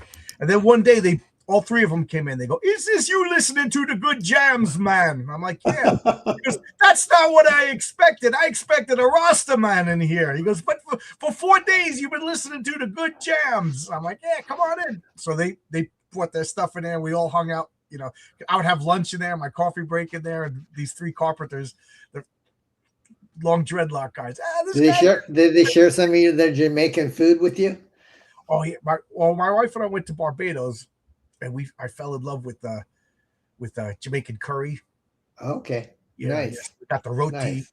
When I was a school teacher, there was a Jamaican restaurant, and I would go in, and all the other teachers, I was the only male and I was the only white person.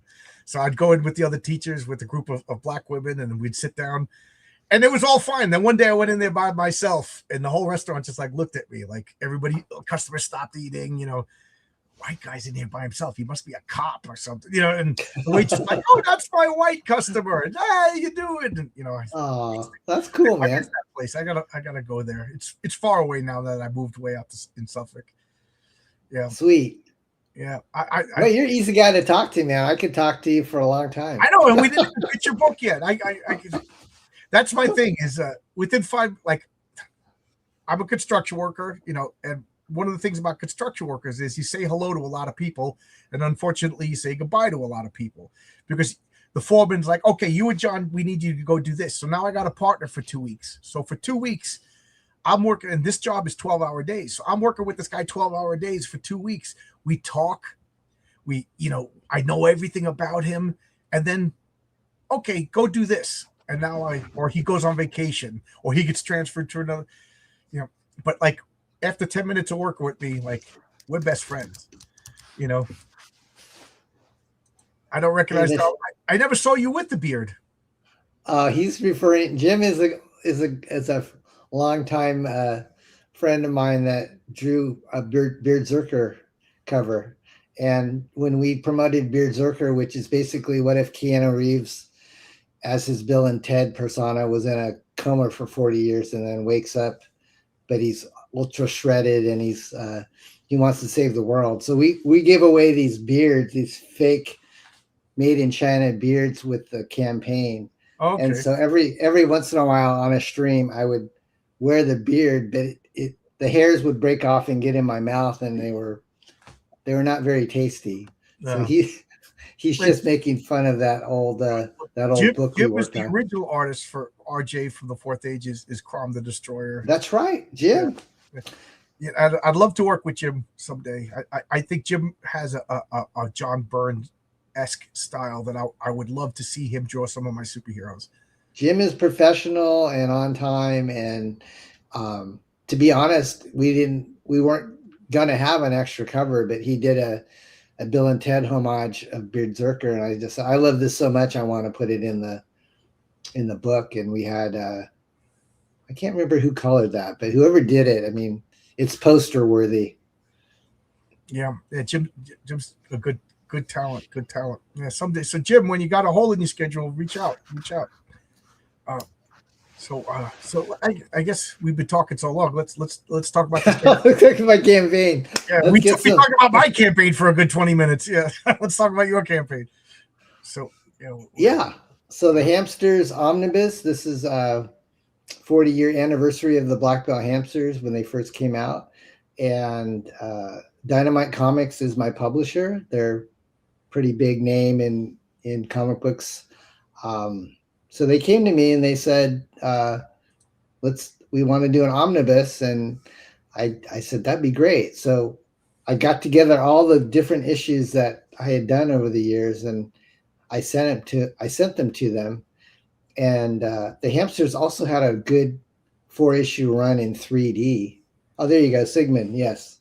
And so all told, I had no idea how many pages it would be, but it was too much for one volume. So the first volume is basically all the black and white books and Clint, the Hamster Triumphant, which was like a Batman Triumphant parody. So that one's like 400 pages. And then there's enough color material and 3D material to constitute a 300-page second volume. So it's your choice. If you want to buy just the original black and white series, you can get volume 1.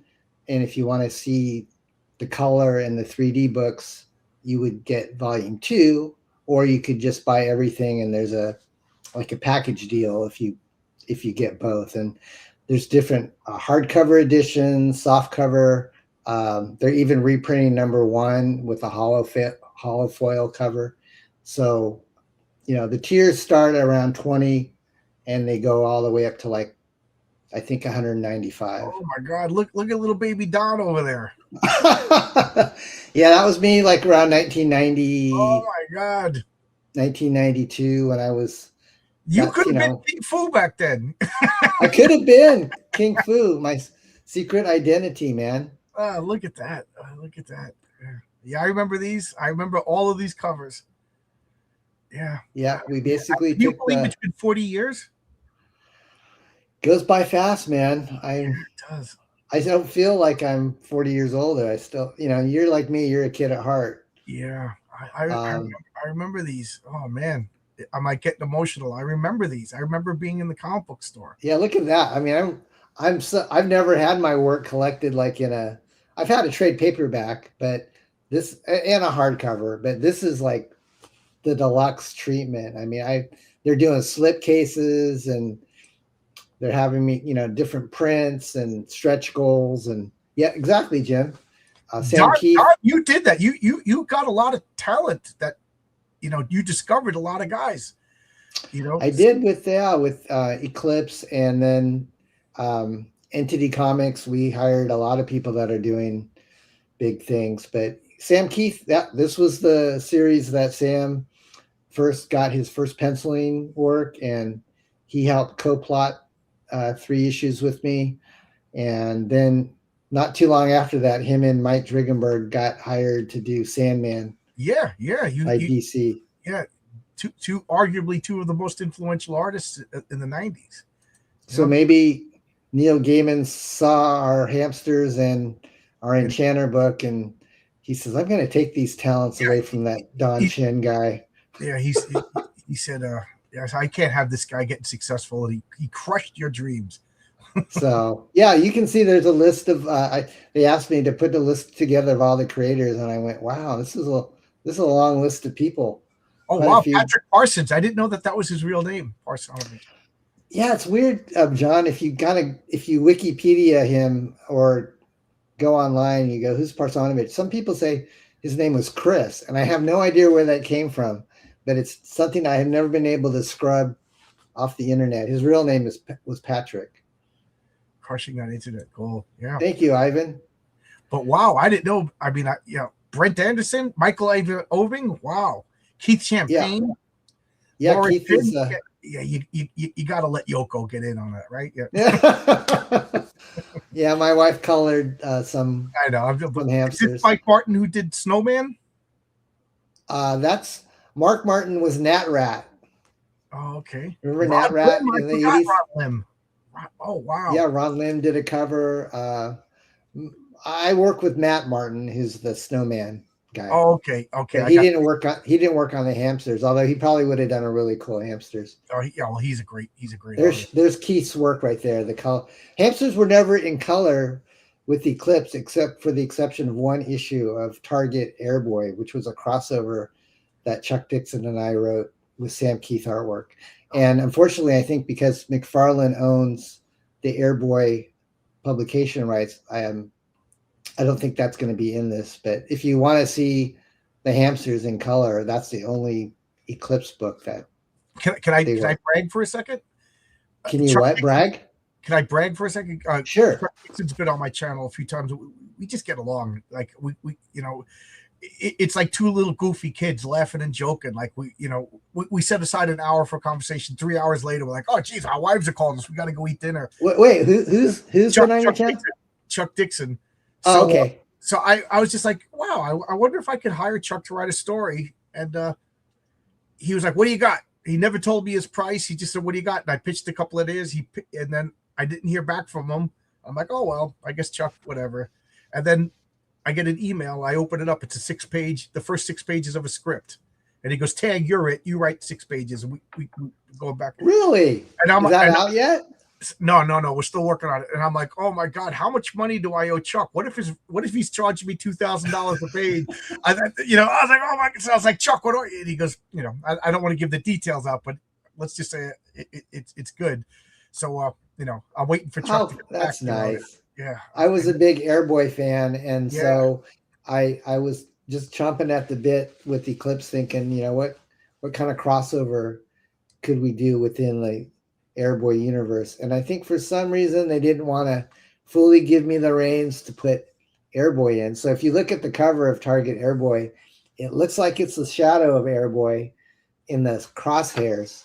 But when you read the book itself, it's actually Marlene, the blonde female that's basically cosplaying Airboy. And it's a case of mistaken identity. Airboy is... Hi, Jim. Even back then, Airboy was public domain, right? Or because it's public domain now. So maybe right. 20 years ago, I don't know. I think you can. Yeah, I know that they did a Airboy homage with Chuck not too long ago, but I think when it comes to the previously printed Airboy, you would have to get McFarlane's blessing. Yeah, because Chuck Reed. He did Airboy 51 and he crowdfunded it.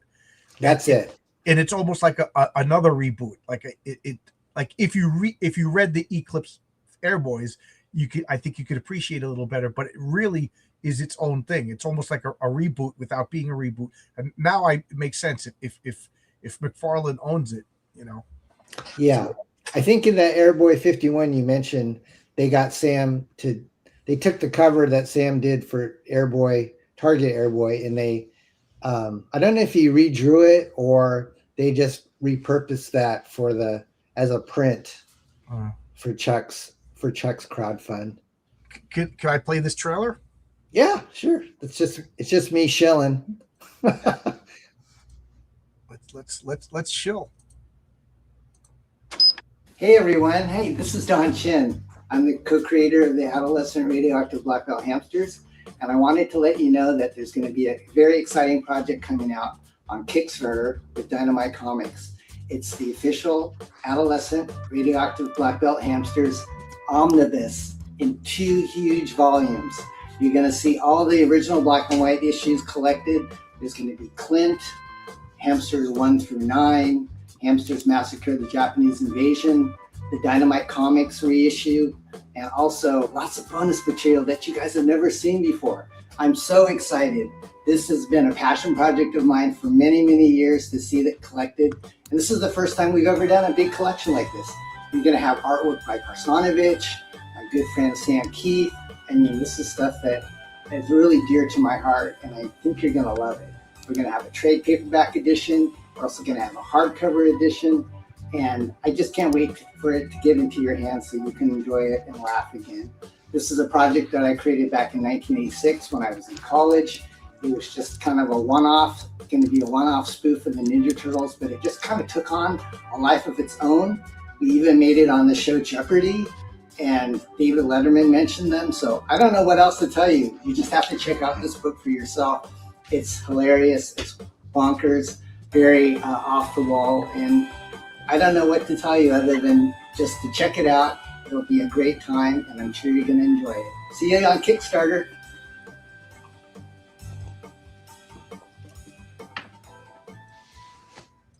There you go. You seem like me. It's isn't it uncomfortable to pitch yourself? It was. I don't think I've really. They asked me to do a kind of a promo video, and I looked at other Dynamite Kickstarts, and some of them are just, you know, us nerdy creators with our little camera thing, and they're not very high res, but they had like Elvira do one, and I was going, she's an actress, she knows, she's not camera shy, and my wife was sitting there with my camera, and she was trying to direct me. She goes, you know, smile, don't look like you're all tense. So thanks to my wife for the. Tonic Ball asked me to record like John's Longbox likes my comics. I didn't know what to say, you know, and I thought I just like did like 2 or 3 takes, and he just kept them. I thought he was gonna like edit them together, make me look good. It's I don't know. Yeah, they edited. I mean, I did a couple, and they if I could do it all over again, I probably would have, but I was exhausted. Yeah. So you didn't know that did you like know that the 40th anniversary was coming up? You know, it just kind of what happened, John, is that, you know, the hamsters, they kind of died off in the mid 90s when all the, you know, the 90s implosion happened. And then I got, you know, everybody was going bankrupt, including Marvel. And I saw the writing on the wall that comics probably weren't going to be a viable job option. So we kind of closed up shop on the comics, and we moved back from the East Coast to the West Coast. And my wife was smart enough to have learned how to do all this digital pre-press because of the comics. So we actually had this high-end pre-press equipment, because we were doing our own film back in the day before the digital age. You know, we'd have to get 4-color separations, and that was expensive. Every color book, if you had somebody else do it, you know, it'd be easily like $1,000 to $2,000 just in the film costs.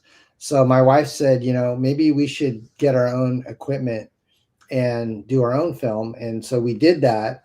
And so she had all this knowledge to be able to help people like that were in the newspaper business do film. And so she kind of kept us afloat when the comic book business imploded, and I was looking for other work. And so eventually I found work as a realtor, and that's what I've been doing for like the last 27 years. But I still had that itch to do comics, so that's why I crowdfunded X-Farce and Beardzerker. And I kind of lost track of time because Dynamite did a 4-issue miniseries, like I think in 2008, of the hamsters, and then they held the rights, because I basically sold them the rights because I didn't think I was going to go back in the comics. Oh, so and then somebody else wrote them? What? Yes. Somebody else wrote it? Keith Champagne and Tom Wynn. Yeah, Keith Champagne's funny, yeah. Yeah, they were the team that did the relaunch. It was 4 issues. And then it just, you know, it didn't sell, I think, well enough to keep going. So it just kind of died on the vine, and I kept on asking Dynamite, you know, do you guys want to do a crossover? I mean, I'd love to do like a maybe Hamsters Army of Darkness crossover or something. And you know, they didn't bite. But then that Cyberfrog crossover was a possibility, and so Ethan Van Sciver and Dynamite and myself were having this conversation.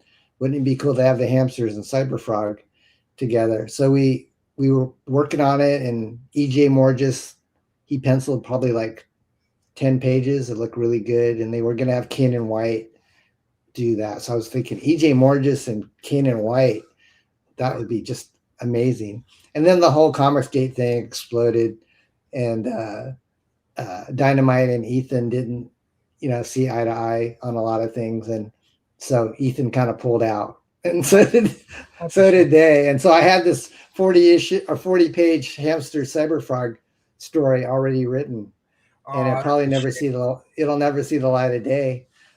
But at least the hamsters were kind of being talked about a little bit more, and that was like, I don't know, 2020, 2021, when they were wanting to do that. And then it was like, I guess the hamsters are just not meant to be unless maybe someone comes and wants to do a movie. Well, but then I gotta ask, the obvious crossover is that the hamsters versus the turtles. Exactly. So I kept on asking Dynamite, do you think they would do it? And they got back to me and they said, we approached IDW about that, and unfortunately they just don't think the timing's right, or maybe the hamsters aren't quite on that tier to do a crossover. So maybe with this omnibus, if it makes good bank. Sometimes I think comic book people just they succeed despite themselves, because everybody loves the turtles. I was the weirdo that irrationally hated the turtles, and I must stress irrationally, because people get, what do you mean you didn't like? I didn't like them. I didn't get that, and I liked the hamsters because I thought the hamsters were making fun of the turtles, and I hated the turtles. Right. So I knew the hamsters better, and it wasn't until like maybe 4 or 5 years ago that Tonic Ball, who does a wonderful comic, Saving the World, check it out on Kickstarter, Saving the World by Tonic Ball, great comic, and he shamed me into reading the turtles. And I got to say, they were really good. Now, but the people, everybody loves the turtles, but the people that like the hamsters love the hamsters. There's no half-assed hamster fans. There's no casuals. People love. So I think, yes, it would benefit the hamsters more, but I think it would be a good comic. What's going on? I think it would be, and you never know. If IDW sees that there's still, a rabid fan base for the hamsters, and this crowdfund does, decent, I think it's doing better than anybody expected. I think it's in the top 3 for this week. Yeah. We'll see what happens. And I would love to be involved in something like that. And I know Dynamite, they're so slick and they have everything down that they would just do a great job with the production and all that stuff. Obviously I follow crowdfunding, because that's what I've been doing. I did better than I expected with my first issue. My second issue, I did okay. And this one is a hard sell. And I got pretty discouraged, so please consider, it's coming out. It's coming out, it's already paid for, but I wish the sales would go up. But I've been watching, most campaigns right now are failing. So I'm so glad that you're succeeding with this, Yeah. You have a built-in fan base. I heard the landscape for crowd. That's kind of why I stepped away after Beardzerker and X-Farce. I was, we all have these dreams of grandeur that we're going to make enough to quit our day job. And, I thought I saw Ethan streaming, and he was doing I can't believe it, but I think he was trying to, when I was in the thick of wanting to do my own comics, he was trying to get Rainbow the Brute. He probably made like 400,000 or 500,000 off the Rainbow the Brute, and that book still isn't out yet. It's like 4 or 5 years old, and I just thought, I want to fulfill. I don't want to just. There's so many guys that I work with. To the drama thing again, but I think that's one of the things that's causing this. Right. Is that some of the bigger, like for every Graham Nolan, who's just a gold standard of crowdfunding, there's 3 or 4 other guys that are terminally late. And, the guy you just mentioned has something like 14 unfulfilled campaigns. And I know when I say that hurts everybody, he just goes, "You don't have any talent." I'm like, yeah, that's not cool. I do think, Comicsgate used to be like 20,000 strong people, and it's got to be like 1,000 people. Yeah, they're crowdfunding a meetup, and there's 22 backers. Oh, really? Wow. You know, Yeah, it kind of died. I think, he was unfortunately, killed. I think Ethan's, his lateness did not help matters at all. But that, it is what it is. And I can't believe I'm saying this. I mentioned that, like, I was friendly. You know, I considered myself part of the group. And when I said late campaigns is hurting us, I wasn't saying you guys are ruining. I'm saying, come on, we need to come to Jesus meeting. Let's get our priority state and let's help everybody. But that you don't dare criticize the king, and and I was Yeah. ostracized and made fun of and cast out. But I didn't do it out of malice. It was like, like, come on, this is all of us. Let's all Right. rally together and fix our problems. It was supposed to be a fan criticize movement. Like the fans are saying, let's, all right. So then I had to distance myself because I was getting messages from people. You're right, but I can't even back you because I've been burnt so many times. Wow. But Yeah. I'm already talking more about this than I wanted. I commend you for not giving up because, if I was to launch something on my own and I didn't have dynamite, I don't think it would, get the numbers that it's getting. It's just the economy. I even see that in my real estate business. Like this year has been slower than most, and I don't need to do comics because I have a good, regular job. But if my livelihood depended on comic book work, I think it's kind of a dying medium because kids aren't really buying them. They're playing games, and they're too expensive for kids. Like, right. I also got made fun of or whatever, reprimanded is the correct that because my crowd funds were $10. Each one of my comics was $10, and like, you're undercutting us is what I was told. I'm like, how is my comic undercutting you? You know what I mean? Like, I'm a nobody. Right. You got the name. You could charge whatever you want. Your fans are going to pay for that. I'm a nobody. I can't come out swinging with a $40 comic book.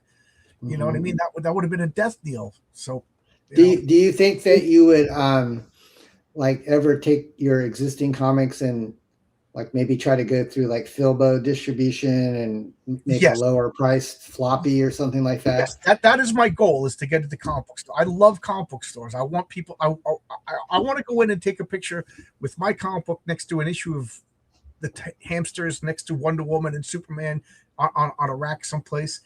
But I only got 3 comics, and it takes me a while to produce them. Yeah, so I know.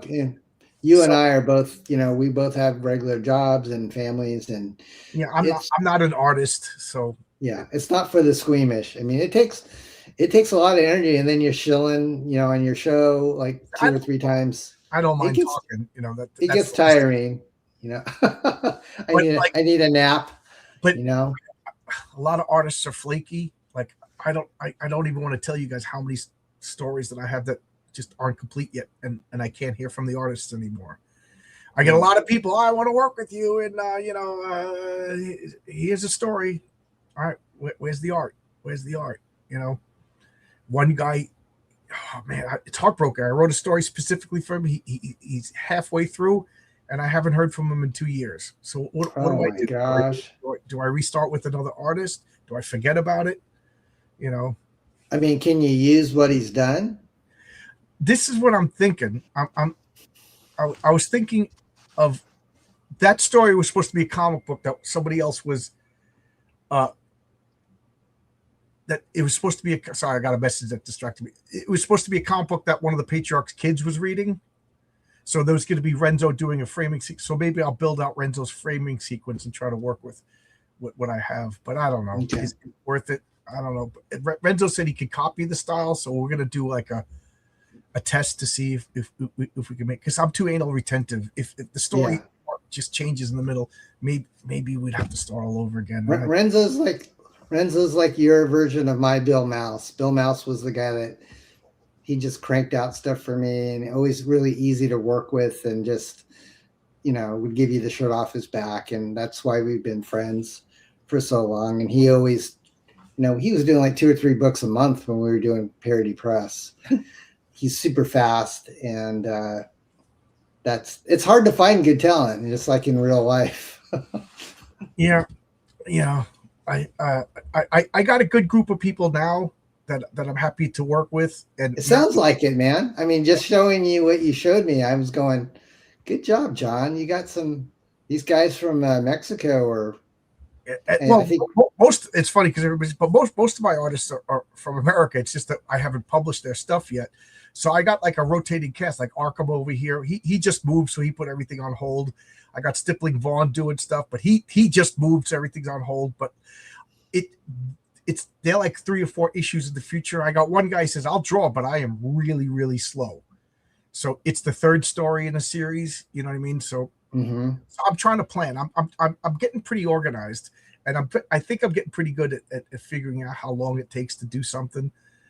You know, do you think you're like kind of on a 1 book a year type of schedule? Well, I made a book, and then a year later, I made 11 months later, I made a second book, and now I got a book coming out. Like it's almost done, so I could ship it maybe in a month or 2. And I got another story in Bill Williams. He has a comic called Punchline, so I have a 12-page story in Punchline, and then Patriarch #1 will be done shortly. Renzo said he'll be done by the end of July with that. Oh, good. And, you know, done. So by the time I crowdfund it, the comic is going to be done. So, you know, and then Heroic Tales 3 is halfway done already. So maybe this year was slow, but then maybe the cork will burst and I'll get a lot of. Yeah. I think you're doing well, and you're showing people that you fulfill, and you're building people's trust, and they will respect that, because I think, you know, if you advertise a book like a lot of people that we've been talking about do, and they never come out with it after 2 or 3 years. I've seen. Yeah, this so that's, you know, it's just understood they're never going to come out. You know, I have like 6 or 7 campaigns that, like 3 of them, they just know it's understood they're gone. They spent the money, it's gone. It's never going to come out. A couple of people are lying, saying, "Oh, they're being shipped." It's taking a year to fulfill this campaign. Just admit you spent the money. You know. Yeah. That's not the way we were raised. So. Yeah. You know, and I'm the bad guy because I said comics need to be, you know, they need to come out quick because they're comic books. They're supposed to be a disposable, quick medium. They need to be cheap, you know, and they need to be on time. That, you know, and I understand crowdfunding is a boutique industry, but like if it takes a year between issues, and yes, my first comic had a year between issues, I don't remember. And it's hard to build up an emotional connection with characters. Yeah. You know, if 5 years an issue, I don't That's a remember. good point. I don't remember. So I spent $40 on a comic book. I waited 5 years. I don't remember. Right. You know, so that kind of makes you feel like, wow, when Marvel was doing these monthly books that were on the newsstand, and you got John Byrne and Terry Austin and Claremont just cranking out X-Men every month, and you're just going, this is a dream. I mean, right. I don't have to wait 12 months. I'm getting my fix every month. You know, Marvel. Well, first off, Marvel had that infrastructure. You know, one guy was taking care of all the printing, one guy's doing all the business, so everybody could focus. They had all specialists. You know, in crowdfunding, we all got to do everything, and I was learning. Nobody taught me. I had to, you know, as I was making the comic, I didn't know that pre-press was a step. You know, I just thought, okay, Renzo drew everything. Here's all the files. Go print. You know, right. People like, who's doing your pre-press? I'm like, nobody. What the hell's pre-press? So, you know, I didn't know how to do it. So Thank God for my wife. She's the pre-press queen. I wouldn't have no idea how to get files ready for printing. Yeah, I'm probably a lot like you, John. You know, kind of the brains and the creative. Yeah, I'm more of a creative maniac, but when it comes to and I was so disorganized on my first issue. You know, I didn't know what I was doing. Like, would I have done it if I'd known how hard and difficult it was? I don't know, but I'm look kind of glad look at your books, man. I mean, you've got these renowned veterans doing your characters. I mean, that is like a dream, and I think that's I mean, honestly, for you doing like these are your first 3 comic books, if you saw what I did when I was young and my first attempts, it was like I thought it was the greatest thing since sliced bread, and now I look at it now and go, how did I ever think I could submit this to somebody to think it was good? It's funny because when I read issue 1, and that's only been, a year and a half ago. At the time, I'm like, John Byrne's going to come out of retirement and draw my comic. This is how good my script is, And now I read it, and I'm like, man, why did I make that choice? Why did I do this? This, already I think, it's so primitive compared, because I got like 10 years of scripts read, and I got a bunch of scripts written out to anybody else. I wrote a script a couple of weeks ago, and like I'm bumping it up in production because it's, my writing's gotten so much better, and that one's got such good feedback. People like, this is really good, you know what I mean? And I look back at my first script, and I'm just like, I'll never forget, because it was being printed, and Chuck Dixon's on it. He goes, a lot of rookie, like he's on talking to me, and he says, a lot of rookie writers, they'll take their first issue and it's a day in the life of an existing superhero. And I'm like, oh my God, my comic is the day in the life. I'm doing exactly what Chuck Dixon just making fun of. I'm like, oh my gosh. Yeah. Well, you are wise in learning from what you think are mistakes, and just that's all you can do, man. It's like that's how we adapt and we get better. And you have to take critiques. I mean, if you can't take that in this business, you're not gonna. I mean, I got a lot of people. I offered genuine, heartfelt, constructive critique. We need to produce. We need to. Are we a comic book movement? Then we got to make the comic books. That's got to be the number one. Oh man, it was insane, the attacks that I was getting. It's a good thing I grew up in an Italian Irish house, man. We didn't. Our affection was we insulted each other, so I could handle it. But I could see why a lot of people left and disappeared, and never came back. I got 2 bad reviews. I got a lot of positive reviews, but I got 2 bad reviews, and I went on their YouTube channels and commented and said, thank you for this. You're right about this. You gave me something to think about. And both of them were just like, but I was trying to be insulting. I don't like you. I was told not to like you. Like, you know what I mean? And you being gracious about it. So when the second issue came out, those people didn't say anything bad. I think I won them over. And then a new person gave me a good review, but he pointed out some negative things, but he was correct. He was absolutely 100%. And a couple of them I didn't even realize. So I responded to his criticism with a long. I said, "You've given me stuff to think about. This, you're absolutely right about this." And then his followers were guys who were supposed to hate me, and they were like, "Wow, you took it on the chin. You were pretty cool." I'm like, "Well, he's correct. What am I supposed to do? Be angry at the truth?" Right. So I know that's one of the things. I think you have a lot of humility, John, and that's a trait that a lot of people that get in this business they're too ego driven, and they don't. Well, nobody's my harshest critic than me, and we all do that. I'm sure you do it too. You write a script and you're like Ralphie from a. Oh, this is like War and Peace. Yeah. The words. Where did I find that eloquence? Yeah. As soon as I'm done, I'm like, man, that was Shakespeare. Ain't got nothing on me. And then I come back to it 4 weeks later. I'm like, what the hell was I thinking? You know what I mean? And, so. Yeah. But you're supposed to think that. If you don't think you're the best writer in the world, don't write.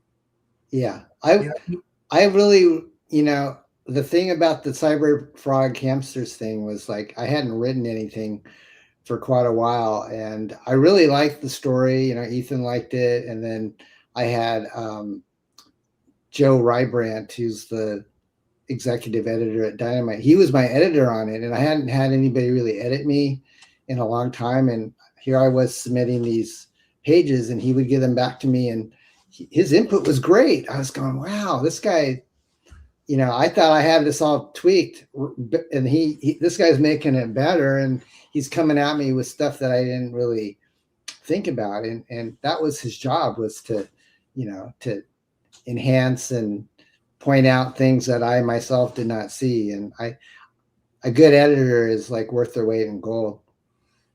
I talked to everybody. Like you already said, I'm easy to talk. I talked to everybody. I asked for help, and everybody was really generous. And I started to realize that some people give you bad advice on purpose. And I was Really? I listened to a few people, and one guy was like, everything I did was wrong, and do this again. And I'm like, okay, yeah. And after a while, I'm just like, no, this is what I'm doing. And then this person, their campaign failed. You know what I mean? It's like, really? like I don't know if you're just crazy or if you were sabotaging me, but like I just was like naive enough to think that everybody wants to help everybody. So you got to be aware of that. I don't know. It's weird. Like there was people talking about me and bad, and I never interacted with them. I'm like, what did I do to you? Like, I'm a small YouTube guy, like I just didn't understand that. I don't know. My iPod earphones just died on the battery. Yeah. So I'm taking them out. Well, we've been talking for it's been a couple of hours. I probably should give my wife some attention. Have my dinner and go to bed. Thank you, John. That was fun, and we'll have to keep on messaging each other about a King Fu concept. But there was somebody in the chat that said, when we were talking about crooners, he said Tom Jones was his favorite from the era, and I was almost thinking, even before he said that, what would be so funny would be like a King Fu, the old Bruce Lee movies where there used to be one school, another school, like a good guy, bad guy school, but like maybe a King Fu. What was the dojo that you have? Memphis. The Memphis King Fighting Society. Oh, so like another. So what would be like the? Like there's like the Memphis Society, like a Jerry Lee Lewis based superhero. Elvis, yeah, and then there's got it. I can't think of the name yet, but I'm almost thinking like almost a Tom Jones-ish Engelbert Humperdinck kind of weird clan on the other end that they're just bitter rivals. Who would be the anti-Elvis, like a Frankie Avalon or something like that? Like a beach, yeah, maybe a beach. I'm just back in that day. That's a little bit before my time. I mean, I did know Elvis, but Avalon was a heartthrob. I'm not sure. I'm just thinking of. Well, remember, Elvis was too sexy. If you remember, when Elvis came out, he was controversial, and then they pivoted to these teen idols that were like non-threatening, Frankie Avalon, Fabian, and stuff. So that would be kind of funny. Like King Fu comes out, and now there's like a softer. Hey, like the Charles Atlas ads, the big bully kicking sand at the scrawny guy, and so you could have like these beach hunks. It's funny because in issue 2, there's a goof on that ad. Somebody's making fun of a guy, and the guy he goes, "I'm going to take the John Longbox method and grow a beard." And then like 8 minutes later, the guy has a big beard, and he goes back to the beach, and the guy goes, "Hey, you're that scrawny guy," and he pulls a monkey wrench out of his beard. It's just on the beach. That's classic. Matt Barr drew that for me. I love it, man. You get it like Beard Zerker. He had like his beard can do all sorts of stuff. But you grew the beard. You can hide a monkey wrench in there. You could hide like a Uzi in there or whatever. John, you've been so fun. That's just like I was glad that you let me come on. I'm glad you reached out. Yeah. This is a lot of fun. Go guys, check out this adolescent black belt. The hamsters. It's a cult. I mean, I'm sure people who watch me, maybe the youngins, and they missed it 40 years ago, but it's fun. I think it stands on par with the Turtles. I know it was a spoof for the Turtles, but I liked it better than the Turtles because I don't know. I irrationally hated the Turtles, so I'm biased, but I liked it better. Thanks, bud. Yeah. You're a good man. Well, hey, thanks for everybody that tuned in today and watching on the replay. And the Kickstarter's going live. It's been live for a couple days, and it'll be live for like another 23 days, I think. So okay. All right. Check it out, everybody. And at this point, it's time for me to say goodbye, kids.